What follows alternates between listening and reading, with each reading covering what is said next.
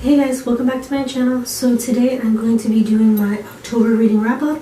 As you can see from the little intro clip, there were 4 or 5 books that I read in physical format, and then I read a few ebooks as well. So I am just going to go through those. So in total I read 13 books this month, and 3 or 4 of those were all actually from the same series, but yeah. So the first book I read this month, or well, not the first book, but one of the first books I read,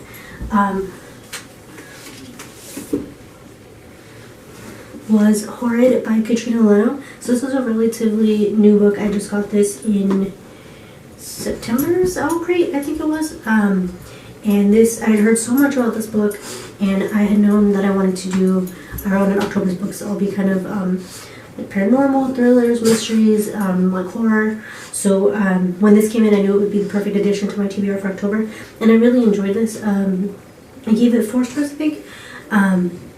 It was really engaging, really interesting. I read it pretty quickly. It was a pretty fast read.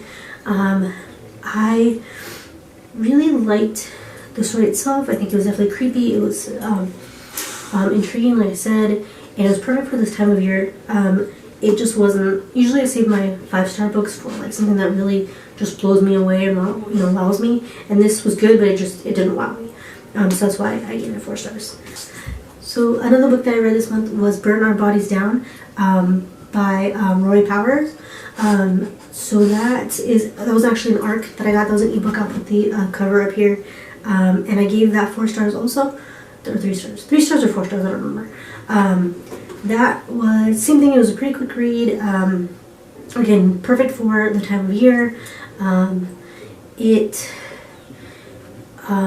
I gave it 4 stars because of kind of the plot twist. It's kind of weird. It wasn't really a plot twist. It was just, you kind of knew that something was coming, or that you kind of had an idea what was coming. But just the extent of the twist, kind of towards the end of the book, I didn't really expect it, so that's why I gave it the 4 stars. But majority of the book was more of a 3-star. Like I said, that was an arc that I read, so I'll have a full review. I'll have a full review of most of these coming to my blog, which I'll put a link below for that. And then I also read Home Before Dark by Red Sayer, which I have right here. I really, really like this book. This was probably my favorite book of the month. I read also, I have it here somewhere. Oh yeah, Lock Every Door by Riley Sager. I read that a couple months ago, 2-3 months ago, and I liked that. The beginning of the book wasn't as good for me, or I didn't enjoy it as much because it seemed kind of unrealistic. I enjoyed this one so much more. This is actually on the Goodreads, like best books of 2020 or whatever the Goodreads like awards at the end of the year are. This is actually on there, and I really hope it wins because I really, really liked it. This was definitely a 5-star. It was perfect. Haunted house, or haunted mansion, like ghosts. And the thing about this one is that I don't typically love books that are promoted as like paranormal or supernatural, and then end up being like a person, and it just ends up being like a crazy person, or serial killer or something like that. And I just realized that is kind of spoilery for this book. But this book had 1 or 2 huge twists at the end that I did not see coming at all. Especially like kind of the main like villain of the book. I didn't see coming at all. So like I said, I really liked it. Typically I don't like that kind of ending or that kind of twist, but I think it was just done so well in this. Like for example, another book that I read that had that same kind of twist was Lock Every Door. Or not Lock Every Door. Another book that did something similar was The Turn of the Key by Ruth Ware. I read that I think 2 or 3 months ago, and it wasn't bad, but I just didn't love the ending. And this, I think, has the same kind of twist, but it just did it so much better. So yeah, like I said, this was a 5 stars. It was probably my favorite read of the month.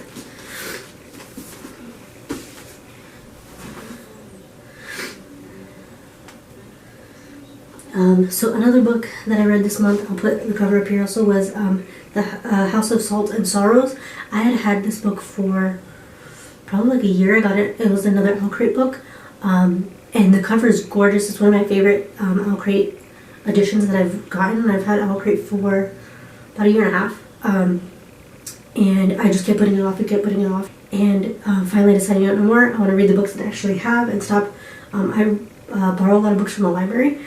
And I figured out, why do I keep borrowing books from the library when I have all these books? I have several books on here that I haven't read, and House of Salt and Sorrow was one of them. So I figured out, I'm going to put it on my list, I'm going to read it. This is the perfect time.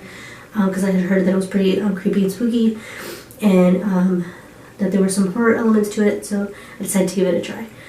It was pretty good. I think I gave it 3 stars. It was kind of the same thing, where it ends up being,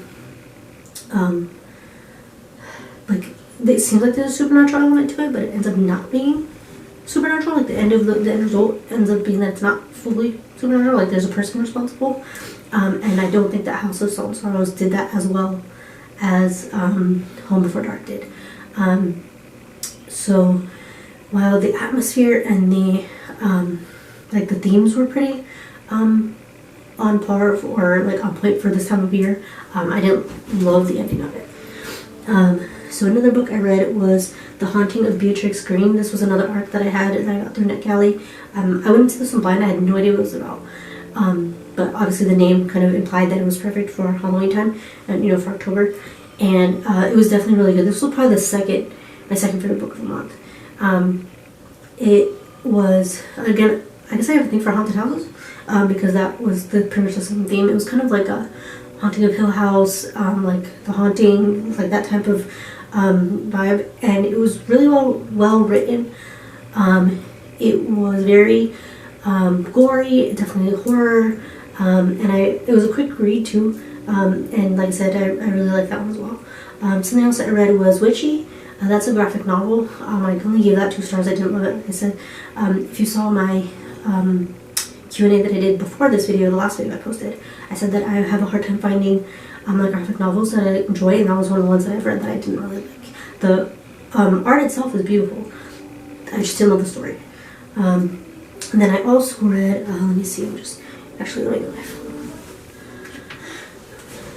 Okay, I'm just getting my Goodreads here.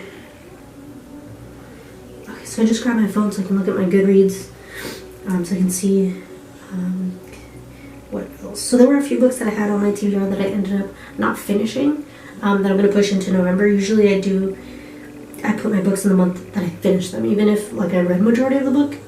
For example, I read the majority of The Shadows by Alex North in October, but I didn't finish it, so I'll be finishing it in November, so I put it in November.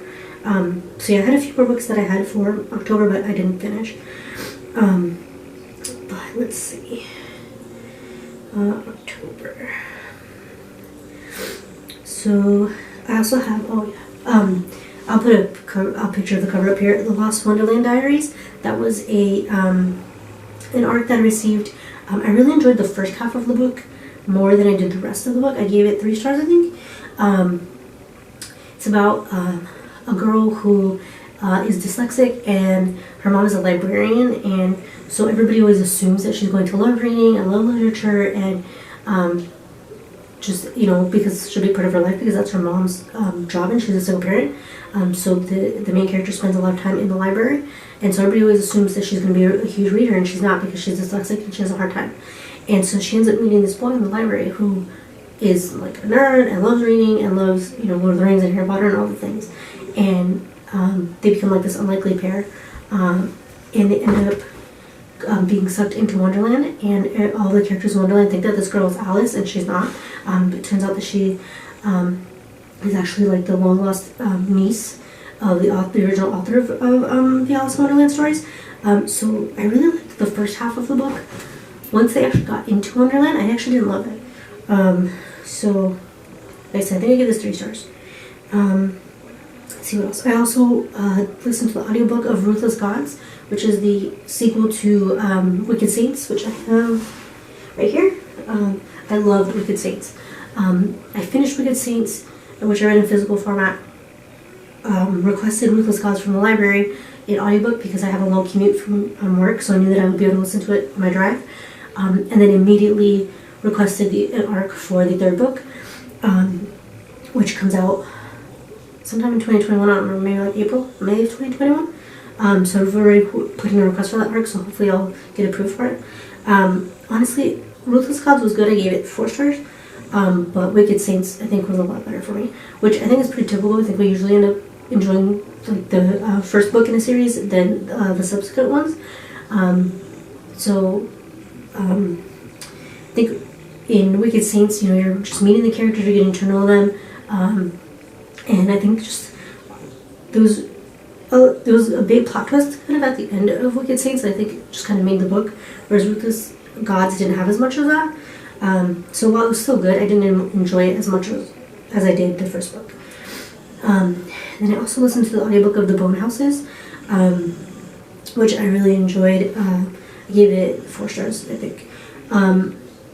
This is about a girl who lives kind of like in the countryside with her brother and sister. Her parents have passed away, her mom passed away, and then her dad disappeared like 10 years before or something.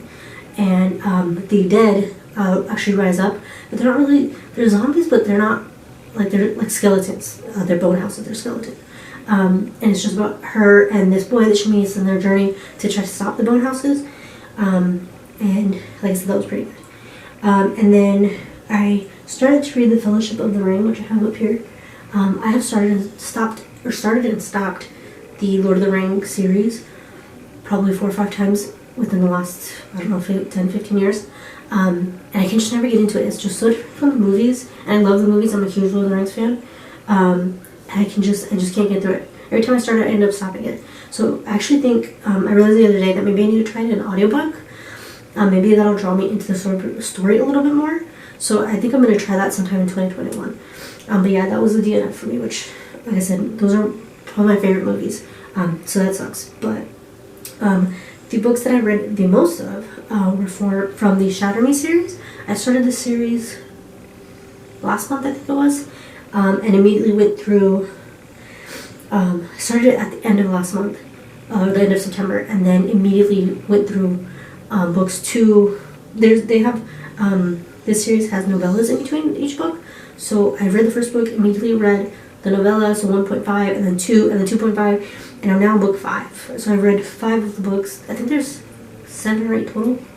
There might be 9 or 10 with the novellas. But I'm on book 5 now, and it's been maybe like 3 weeks, a month maybe, and I've gone through all of them. And I liked it so much I actually recommended it to my best friend who's reading it also. She read book 1 and the novella, and now is on book 2. I think she's on book 2 or 3. And she's really liking it as well, and we keep discussing it and like freaking out about everything happening. And I'm on book 5 now, like I said, and there's so much happening and so many plot twists, things that I did not see coming at all in book 5. So I'm trying not to spoil anything for her, but it's been really fun getting to kind of discuss everything with her. And like I said, I've just read them so quick, one after the other. So 4 out of the 4 out of the 13 books that I read this month were from that series. So that's probably going to be one of my favorite series of the year. So yeah, that's everything I have for October. I will be doing a November TBR coming up. That should be my next video.